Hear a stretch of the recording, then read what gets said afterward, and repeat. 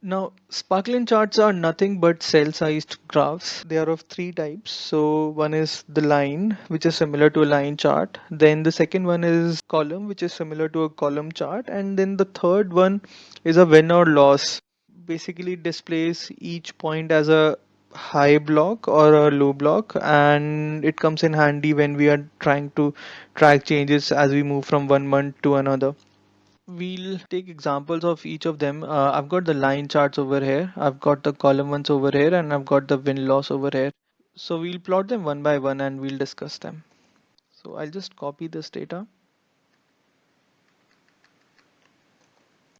Now I've got the household expenditure over here across months, and I've got these different types of expenditures. So I go to insert, I've got these different sparkling options. I click on line. It will ask me for a data range. I select this, I click on OK. And then I can copy it to the rest of the cells also. Sorry about that. What this is showing me over here is the variation of these values over months. So for water, this was consistent, so that's why it had a straight line. For electricity, it was high in the first 3 months, and then it dipped. So you can see that it was high and then it has started dipping over and then it started again rising. Similarly, groceries again, it sort of is stable throughout, but then peaks in August and December. So that's why we see two peaks over here, one in the August month and then the other one in December. Similarly, we have the column charts also. So again, select the data range. So line chart plotted a line whereas the column chart plots bars. So for water, because it was consistent, so the bars are of equal height. Now for electricity, because the bill varies as we move from one month to another, so that's why you can see large bars or you can see really small ones also. Now the last one is the win or loss one. Basically what I've plotted over here is the difference as we move from one month to another. So for water, because the bill remains consistent, it is zero. So that is why the win or loss graph does not show anything over here. Wherever it is zero, it will not show anything.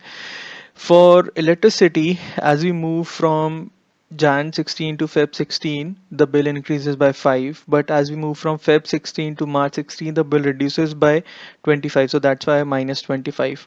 Similarly, for April 16 also it was negative. For May 16 also it was negative. Then for June 16 it was 0. So that is why no bar over here.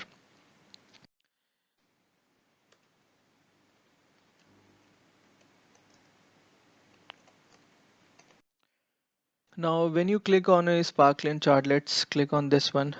Because we've sort of copied them, they are a group now. When I go to design, I can select the high point. So for all of them, the high point will appear. Low point can also appear.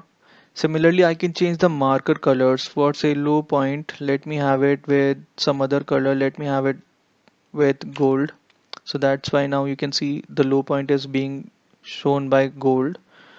There is no negative point. I can show first point, last points, or I can have markers for all of them, which just makes it a bit messy. Similarly, you've got these different line styles over here. If you say use this, then the line color will change and the marker color will automatically change basis what you consider over here. Now, another thing which you want to keep in mind over here is that most of the times Excel automatically takes these values and selects automatic for each sparkling chart. These are the vertical axis minimum value options or maximum value options. So you can play around with them to see how it impacts your chart. But the one which I will highlight over here is the date axis type. So what happens is usually when we plot time-based data, it is assumed by Excel that the data points are at equal intervals. But this may not be the case always, and in order to avoid wrong conclusion, we can use this date axis option. This usually works with column sparkling chart. So let's just copy this and let's remove the June data. So what I'll do, I'll copy paste the rest of the data on June's data. I'll insert a Sparkline column over here.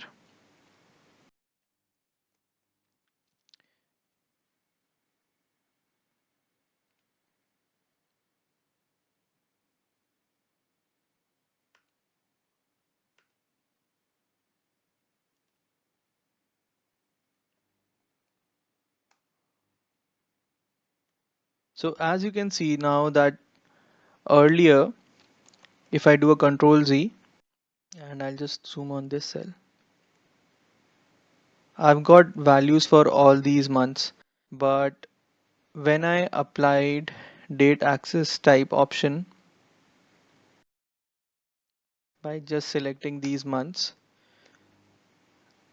now there's a space in between. So now Excel also knows that okay, there is 1 month of data which is missing, so that is why it is showing up blank for that month. So just try and explore various options in the design tab. Sparkling charts are pretty neat and come in handy whenever you don't have enough space to plot a normal chart. Now, before we jump on to the discussion of which chart to use or when to use, I'll just show you how to add a secondary axis to your graph. So let's say I've got this particular series over here and let's say it was on the primary axis. So I've got both the series on the primary axis. I'll remove the data labels first. I'll select the series. I'll do a right click, format data series. This opens. I'll click on secondary axis and automatically Excel will give me a secondary axis with the age over there. I can change the chart type also by clicking on change series chart type. Now let's move on to the question of which chart to use. To be honest, there is no best answer to this, but use that chart which will most aptly describe your data, or you think it shows your message clearly to the target audience. There are, however, some points which you can always keep in mind. One is what are you trying to achieve from plotting a particular chart? Uh, are you trying to plot a comparison or a composition? So, for example, over here, if I wanted to compare profit from product A, B, and profit from product B, C, that is a comparison. So, for this, I can use column charts, I can use bar charts. When it comes to composition, so over here we looked at an example of the contribution of product AB to the entire profit and the contribution of product BC to the entire profit. So that is a composition. For the composition side, your 100% stacked charts come in handy. So your 100% stacked column chart, your 100% stacked bar chart, 100% stacked line or 100% stacked area chart will also come in handy then. Then the next question which you can ask yourself is, are you trying to identify a particular trend or a pattern? For that, you can use a line chart. When it comes to understanding relationships, so we had looked at in our example over here the XY scatter plot.